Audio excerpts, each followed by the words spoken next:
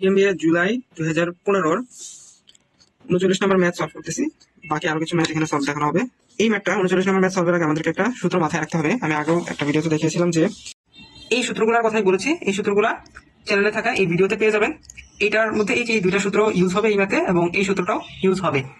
এই ভিডিওটার link video ডেসক্রিপশনে দেওয়া থাকবে, এটা একটু কাইন্ডলি দেখে নেবেন।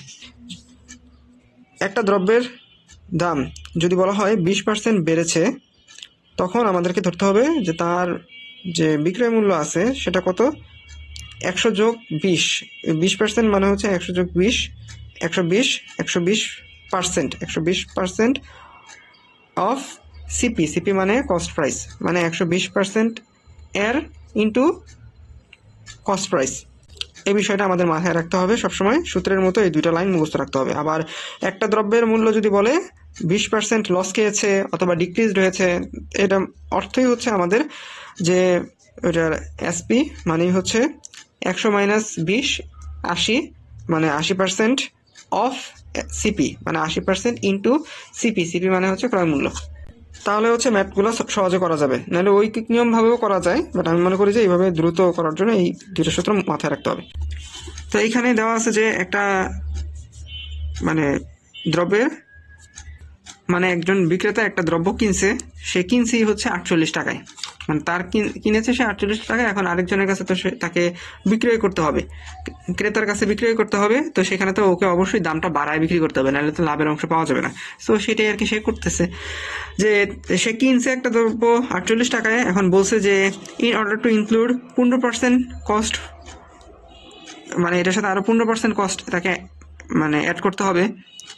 এর মানে হচ্ছে যে সে যদি 100 টাকায় দ্রব্যটা কিনতো, তাহলে তাকে বিক্রয় মূল্য তার রাখতে হবে 100 যোগ 15, মানে 115 টাকা রাখতে হবে এরকম।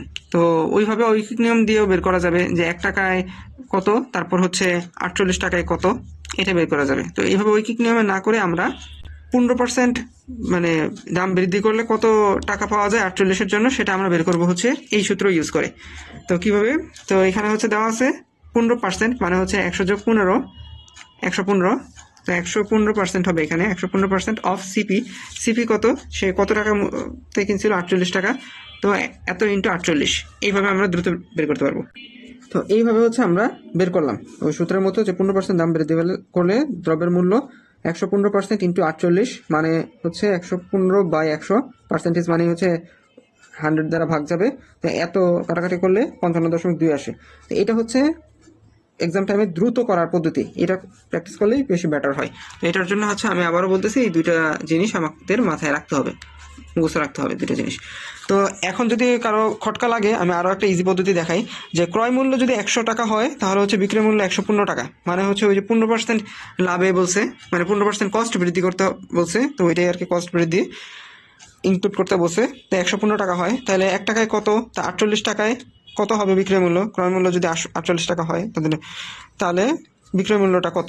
তো এভাবে কাটাকাটি হলে 55.2 টাকা আসে। এইটাই আর কি এইখানে শর্টকাটে কিন্তু দেখানো হয়েছে। শর্টকাটটা শেখার ট্রাই করবেন।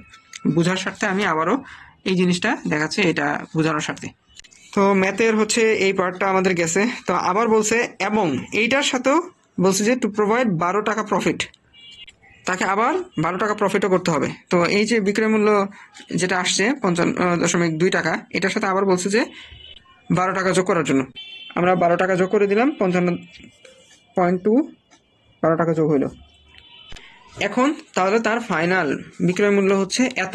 এখন আগের তাহলে ক্রয় মূল্য তার কত ছিল 48 টাকা, একেবারে ফাইনাল সে বিক্রয় করতেছে তাহলে কত 68.2 টাকায়।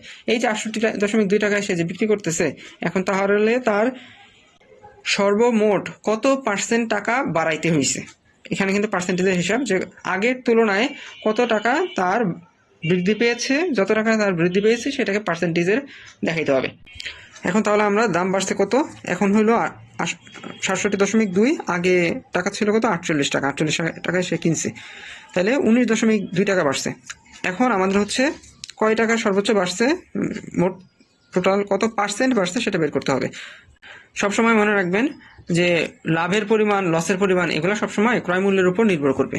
তো ক্রয় মূল্য ধরে সবসময় বের করতে হবে। তো এখানের ক্রয় মূল্য কত ছিল 48 টাকা, 48 টাকা ছিল ক্রয় মূল্য।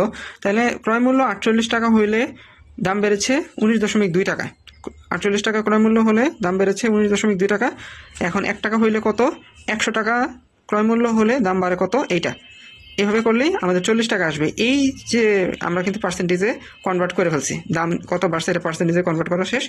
এই যে 40 টাকা, এটাই হলো আনসারের 40%। এটাই চেয়েছে যে কয় টাকা বেড়েছে, ক্রয় মূল্য আর বিক্রয় মূল্যের মধ্যে যে দাম বাড়ছে সেটাই পার্সেন্টেজে আমরা রূপান্তর করে দেখাইলাম।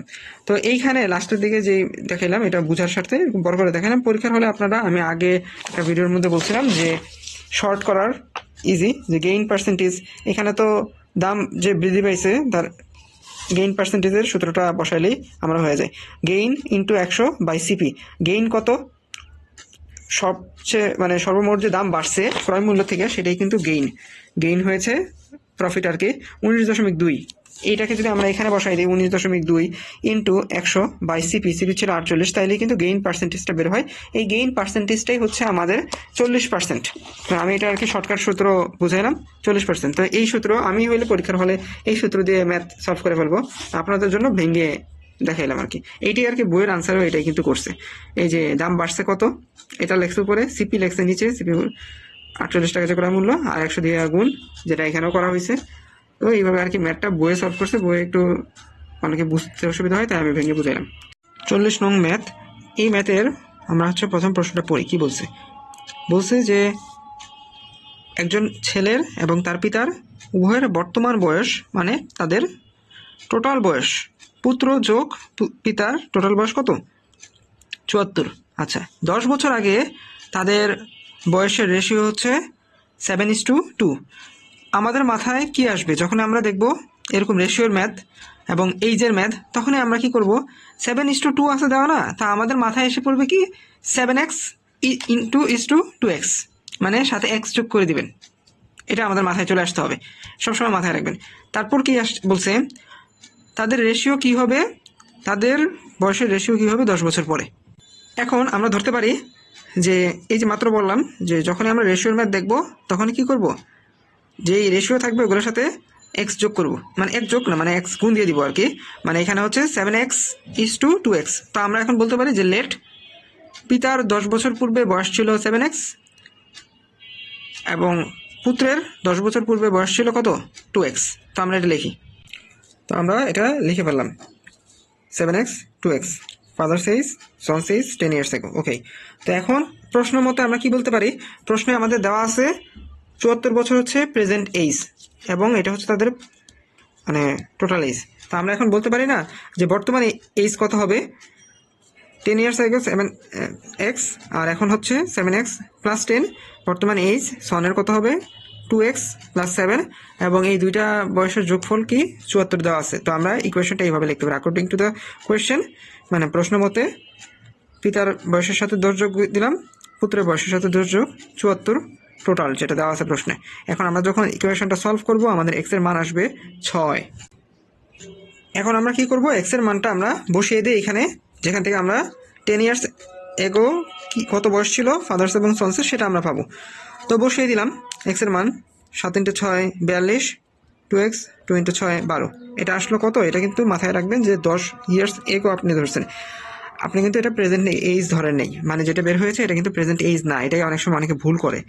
আর প্রেজেন্ট এইজ তাহলে কত হবে, প্রেজেন্ট এইজের ক্ষেত্রে আমরা কি করব, 10 দিয়ে যোগ দিব, যেহেতু আগে 10 বছর পূর্বের বের করা হয়েছে, এখন আমরা প্রেজেন্ট এইজটা বের করলাম, 10 দিয়ে যোগ করে দুটাই আসলো। আসার পর এখন আমাদের প্রশ্নে চেয়েছে যে 10 বছর পরে, মানে 10 বছর পরে তার এইজ কত হবে, মানে প্রেজেন্ট এইজের যে 10 বছর পর আমরা যদি দেখি 10 বছর পর এইজটা কত হবে। এটা কিন্তু অনেকে একটু বোঝার ভুল করতে পারেন যে মানে 10 years ago আছে যেহেতু তার মানে 10 বছর পরে মানে কি প্রেজেন্ট এইজ, এরকম প্যাচ লাগাবেন না, কারণ এখানে বলেই দেওয়া আছে আপনাকে যে প্রেজেন্ট এইজ তো দেওয়াই আছে 74। তো প্রেজেন্ট এইজটা আপনার বের করা হয়েছে প্রেজেন্ট এইজের পরের 10 বছর বলছে, মানে আফটার 10 years। মানে সোজা কথা হচ্ছে আপনি লেট ধরে বের করছেন কিন্তু 10 বছর আগে, প্রেজেন্ট এইজের 10 বছর আগে, আর বের করতে বলছে প্রেজেন্ট এইজ থেকে 10 বছর পরে। তো এইভাবে আপনারা ভেঙে ভেঙে বের করবেন। প্রেজেন্ট এইজ বের করছেন, এরপরে হচ্ছে আফটার 10 years, মানে হচ্ছে প্রেজেন্ট এইজের 10 বছর পরে কত 10 দিয়ে যোগ দিয়ে দিবেন, শেষ।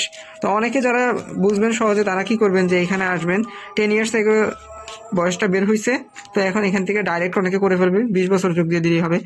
কারণ 10 ইয়ার্স এগো মানে হচ্ছে প্রেজেন্ট ইয়ার্সের থেকে 10 ইয়ার্স এগো, তারপরে চেয়েছে প্রশ্নে 10 ইয়ার্স আফটার মানে হচ্ছে প্রেজেন্ট এইজের থেকে 10 ইয়ার্স আফটার, মানে মোট মিলে ডিফারেন্স কত হয় 20 বছর, ওইটার জন্য ডাইরেক্ট দিয়ে দিবে অনেকে যারা সহজে বুঝতে পারেন।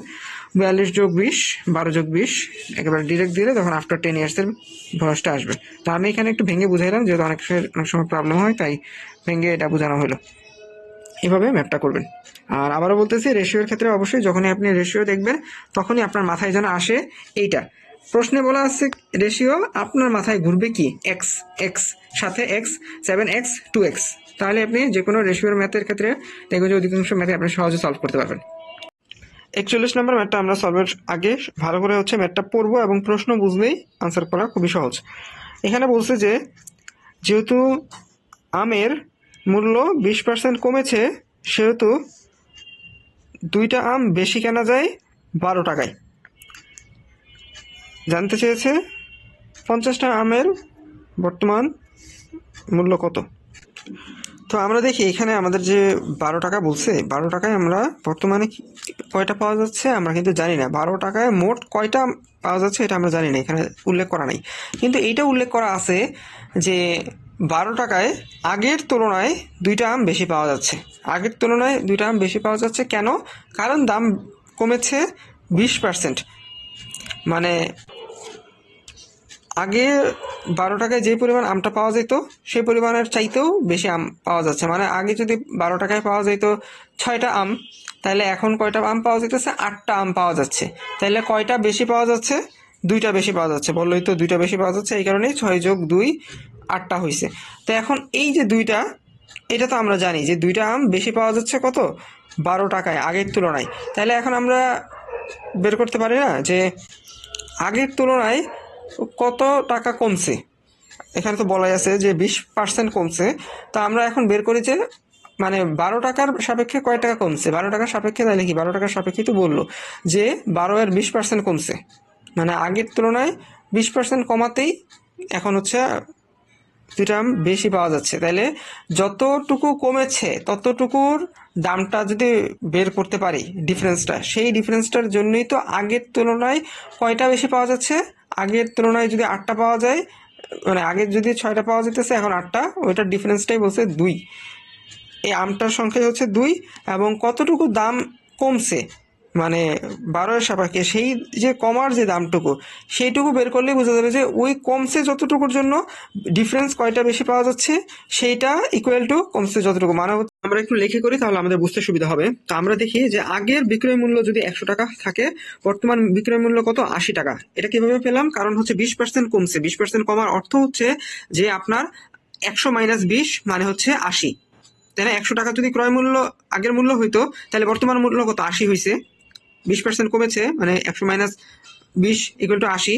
তো ওইটাই লিখলাম যে আগের বিক্রয় মূল্য 100 টাকা হলে বর্তমান মূল্য 80 টাকা। তাহলে আগের বিক্রয় মূল্য যদি 12 টাকা হয় তাহলে বর্তমান মূল্য কত? এই যে কাটাকাটি করব, কাটাকাটি করার পর 9.6 আসে। মানে আগের 12 টাকায় যে পরিমাণ পাওয়া যেত এখন 9.6 টাকায় সেই পরিমাণ আম পাওয়া যায়। তো এখন আমরা ডিফারেন্সটা বের করি যে আসলে রিয়েলে কত কমেছে। কমেছে কত? 12 মাইনাস 9.6, 2.4 টাকায় এই টাকাটা কমছে। আগের যে পরিমাণ পাওয়া যেত তার তুলনায় এখন কমছে হচ্ছে এই পরিমাণ টাকা। এখন এই যে ডিফারেন্সটা, এই পরিমাণ টাকা কমছে বলেই তো আগের তুলনায় 2টা আম বেশি পাওয়া যেতেছে। তার মানে কি? মানে হচ্ছে যে 2টা আম বেশি পাওয়া যাচ্ছে, ওইটা ইকুয়াল টু আমি কিছুক্ষণ আগে বললাম 2.5 টাকা, তাই না? এই টাকাটা কমাতেই তো 2টা আম বেশি পাওয়া যাচ্ছে। মানে হচ্ছে 2টা আমের মূল্য যতটা বেশি মূল্য পাওয়া যাচ্ছে, মানে যতটা বেশি আম পাওয়া যেতেছে, সেই 2টা আমের যে মূল্য সেই মূল্যটাই তো এইটা, তাই না? কারণ এই মূল্যটা যোগ করলে 12 টাকা আসে। তো এখন 2টি আমের মূল্য 2.4 টাকা, একটি আমের মূল্য কত? এত। আমাদের চেয়েছে 50টি আমের মূল্য কত, এইভাবে আমরা বের করে ফেলবো। তো এইখানে আমরা এই জিনিসটাকে আরও সহজে করতে পারি। এখানে তো আমি বোঝার স্বার্থে কিভাবে আসছে আমি এটা দেখাইলাম। তো এই জিনিসটাকে আরেকটু যদি সহজে করতে পারি তাহলে হচ্ছে দ্রুত করা যাবে। বলেছিল যে 12 টাকার কত কমছে, 20% কমছে। এখানে রিডিউস পেয়েছে কত, 12। তো আমরা লিখতে পারি 12 এর 20%। 12 এর 20% দিলেই তো বুঝতে পারবো যে আমরা কত টাকা কমছে। তো যে আগে পড়ছে কত টাকা লস হয়েছে, এখানে হচ্ছে কত টাকা কমছে, 12 এর 20% মানে হচ্ছে 12 ইন্টু 20%। তো কাটাকাটি করলে 2.4 আসে, এত টাকা কমছে। এইটাই আর কি, এই যে এই কমের যে টাকাটা ডিরেক্ট হচ্ছে পেয়ে গেলাম। তো এই টাকাটা যে কমছে, যত টাকা কমছে তত বেশি পাওয়া যাচ্ছে, মানে আগের চাইতে যে পরিমাণ বেশি আমটা পাওয়া যেতেছে সেটাই হচ্ছে 2টা, এত টাকা। তাহলে ওই 2টা আমের মূল্য দিয়ে আগের মতো করে ফেললাম। 53 নম্বর ম্যাথটা দেখি। 53 নম্বর ম্যাথে আমরা দেখতে পাচ্ছি এখানে দেখা যাচ্ছে যে একটা গাছের হাইট কত, 4 মিটার। আর একটা শ্যাডো, এই গাছটার কারণে একটা শ্যাডো তৈরি হয়েছে যেটার দৈর্ঘ্য কত, 6.5। তো এইটা পড়ার সাথে সাথে আমাদের মাথায় যেন এই ছবিটা এসে যায়। আমি যদি দেখাই, এই যে এই ছবিটা, একটা হচ্ছে সূর্য আছে, ঠিক আছে, সূর্য আছে একটা। তো এই সূর্যটা যদি এই গাছের মধ্যে, এটা তো গাছ, তাহলে গাছের মধ্যে যদি দেয়, আলো দেয়, তাহলে কি ছায়া পড়বে না? এটা আমাদের কিন্তু জেনারেল ম্যাথে ছিল, তো আমি ওইটাই কনসেপ্টে বুঝাইতেছি। তো এখানে বলা আছে এটা হলো শ্যাডোটা, ঠিক আছে। তো এখানে আমার গাছের দৈর্ঘ্য কত, 4, ওকে। আর আমাদের শ্যাডো বলা আছে কত, 6.5, ওকে। তো এখন আমরা এটা কি করতে পারি, এটা আমরা একটা যদি রেখা টেনে দিই, এই সূর্যটার কারণেই এই গাছ ছিল, এটা ছায়া পড়ছে, এটা শ্যাডোটা হইলো। তো আমরা এটাকে একটা রেখা টেনে দিই, যদি এই রেখা টেনে দিই তাহলে এটা হয়ে গেল একটা ত্রিভুজ। তো এই কনসেপ্টটা আমরা জেনারেল ম্যাথে পড়ে আসছিলাম, এই কনসেপ্টটা দিয়ে আমরা হচ্ছে এই ম্যাথটা সলভ করব। এখন বলেছে আমাদের পরবর্তী, what would be the height of a house, একটা হাউসের হাইট কত হবে কাস্টিং আ শ্যাডো, যেটার শ্যাডো আছে কত, 26 মিটার লং, যেটার শ্যাডোর দৈর্ঘ্য 26 মিটার লং হয়। তো এখন আমাদের মাথায় চিত্র কি আসবে, এটা আমরা একটু কল্পনা করে এঁকে ফেলি। এখন আমাদের মাথায় আসবে যে এই যে ডান পাশের ছবিটা আসবে, এতক্ষণ তো বাম পাশে গাছের ছবি ছিল, 4 মিটার লম্বা গাছ, শ্যাডোর দৈর্ঘ্য 6.5। এখন আসবে ডান দিকের, যে একটা বাড়ির দৈর্ঘ্য বলছে কত, সেটার দৈর্ঘ্যটা দেওয়া নাই, কিন্তু ওই বাড়িটার যে শ্যাডো হয় বাড়িটার কারণে সেটার দৈর্ঘ্য দেওয়া আছে 26 মিটার। তো আমাদের 2টা চিত্র আঁকা হয়ে গেছে আঁকা। এখন আমাদের আননোন কোনটা, আমাদের আননোন হচ্ছে এক্স। তা আমরা পড়ে আসছিলাম স্কুলে সদৃশকোণী ত্রিভুজ, সদৃশকোণী ত্রিভুজ থাকলে হয়, আমরা দেখতে পাচ্ছি এটা একটা সদৃশকোণী ত্রিভুজ, কারণ দুইটাই হচ্ছে সমকোণী ত্রিভুজ, তাই আমরা এটাকে বলতে পারি কি, সদৃশকোণী ত্রিভুজ। তো এখন আমরা এটা থেকে আমরা সমীকরণ লিখতে পারি যে 4-এর জন্য আমরা কম্পেয়ার করতে পারি কিভাবে, এই 4-এর জন্য এক্স, এই দৈর্ঘ্যের জন্য এই দৈর্ঘ্য, এটার জন্য 4 যদি হয় এটার জন্য এটা হবে, এটাই তো কম্পারিজন করে এইভাবে বের করতে হবে এটা। তো এটা আমরা কল্পনা করতে পারি। তো আমরা এখন লিখতে পারি এটা এভাবে, ইকুয়েশনটা x/26 ইকুয়াল টু 4/6.5, মানে এক্সের জন্য 4, এক্সের জন্য 4, 26-এর জন্য 6.5 লিখে পারলাম। তো এখান থেকে আমরা কি করবো, এক্সের মান গুণ দিলে আমাদের এক্সের মানটা বের হবে। এইভাবে এই ম্যাথটা খুব দ্রুত সহজে করা যায়। আর আনসার শিটে যেভাবে দেখাইছে ওইভাবে করতে পারেন, ইউনিটারি বা ঐকিক নিয়মে দেখাইছে যে শ্যাডো 6.5 মিটার হলে 4 মিটার হয়, মানে গাছের যে শ্যাডোটা, এই যে এখানে যে শ্যাডোটা, এটা যদি এত হয় তাহলে দৈর্ঘ্য হয় কত, এত। তো 1 মিটারের জন্য কত হবে, 4/6/5, 1 মিটার যদি হয় 1 মিটারের জন্য আমরা 4/6.5 হবে। তো ঐকিক নিয়ম আর কি। তারপর 26-এর জন্য কত গুণ হবে, 26-এর জন্য গুণ হয়েছে, এটাই করছে এখানে বই যেভাবে আনসারটা দেখেছে। দুইভাবেই করা যায়, এটা আমার কাছে সহজ লাগে, আমি এইভাবে করে ফেলি। এখন আমরা 54 নম্বর ম্যাথটা সলভ করবো। এখানে কি বলা আছে, রেক্টেঙ্গুলার বক্স, লেন্থ দেওয়া আছে, উইথ দেওয়া আছে, হাইট দেওয়া আছে। তার মানে কি, এটা মাত্রা 3, এটা 3D। আমরা 9-10 মনে হয় হায়ার মধ্যে পড়েছিলাম যে এই ঘনমাত্রার কিউবের সামথিং সূত্র। তো ওইখান থেকে আমরা পাই যে এই রেক্টেঙ্গুলারের জন্য যদি কর্ণ বের করতে হয়, কি বলছে, কর্ণ বলছে না, তো আমরা আগে এটার কনসেপ্টটা ক্লিয়ার করি। চিত্রটা দেখি, চিত্রটা হচ্ছে এরকম, ঠিক আছে, দৈর্ঘ্য, প্রস্থ আর হাইট, এবার আবার হাইট দেওয়া আছে। তো এটা তো 3D চিত্র। তো আমাদের বের করতে হবে কি, এই যে কর্ণটা, ডায়াগোনাল মানে কর্ণ, এটা বের করতে হবে। তো এটা আমরা কেমনে বের করবো, বের করার সূত্র হচ্ছে কর্ণ 3Dর ক্ষেত্রে কর্ণ এই সূত্র এবিসি। এবিসি কি, লেন্থ উইথ হাইট, ঠিক আছে। তারপর আমরা মানগুলো বসাই দিলাম, এই আসলো 64, 36, তারপর 10, 100, 100, 200 আসছে। এখন এটা কি করবো, আমাদের উত্তরের দিকে আমরা তাকাবো, উত্তরে কিরকম আসছে। সো আমরা এরকম দেওয়া ট্রাই করবো। তো একটু ভাঙাই, 200 কে আমরা কিভাবে লিখতে পারি, 100 × 2, কোনটাকে দিলে বর্গ আসে, 100 কে আমরা বর্গ লিখতে পারবো, এটা পূর্ণ সংখ্যা, তাহলে কি স্কোয়ার, 10 স্কোয়ার × 2, 10√2, এভাবে আর কি বের করতে হবে। উত্তর কি, বি। ওকে, আমি একটু স্পিডে গেলাম, আপনারা পজ করে আবারও দেখতে পারেন। 55 নম্বর ম্যাথ, যা আমরা সলভ করা শুরু করি। এখানে ম্যাথে বৃত্তচাপ দেওয়া আছে। তো আমরা একটা জিনিস আগে বুঝবো এখানে বের করার আগে। আমরা যদি দেখি এটা একটা বৃত্ত, এটার রেডিয়াস এখান থেকে টানলেও আর সমান হবে, এখান থেকে টানলেও এটা আর সমান হবে, এখান থেকে টানলেও এটা সমান হবে, এখান থেকে টানলেও সবগুলো আর এর কি মান সমান, মানে ব্যাসার্ধ রেডিয়াস সমান হবে।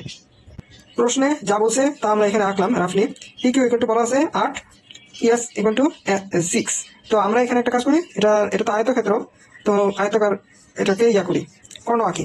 কর্ণ আঁকলে আমরা কি হয়, এটা আমরা এই বৃত্তচাপের ব্যাসার্ধটা পেয়ে যাবো না, এই যে বৃত্তচাপের যে ব্যাসার্ধ এটা তো পেয়ে যাবো, এটার কর্ণ সমানই তো এই আয়তক্ষেত্রের কর্ণ সমান এই বৃত্তচাপের ব্যাসার্ধ। তা আমরা বের করে ফেলাই।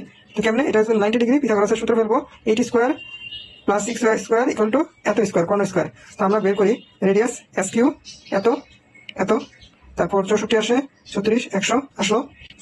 এরপর আমাদের একটু দেখতে হবে যে কি বলা আছে, কি চেয়েছে। What is the length of the arc A Q B.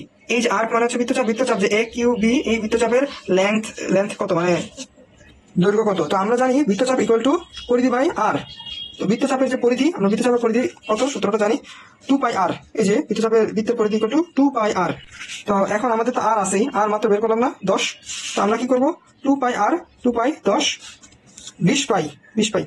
পায়ের মান তো আমরা 3.14 জানি, আমাদের দরকার নেই ওটা, 16 মেবি, ওইটা দরকার নেই ফেলা, কারণ আমাদের সূত্রে আমরা দেখতেছি যে পায়ের মান তারা ভাঙায়নি। তো আমরা পায়ের মান যেমন আছে তেমনি রাখি। তো কি 20 পাই, তো এখানে পরিধির মানটা বসাই দিই, 20 pi by 4, then 20 pi by 4, দেন পাই আছে উত্তর, হ্যাঁ আছে, এই যে 5 পাই উত্তর, শেষ।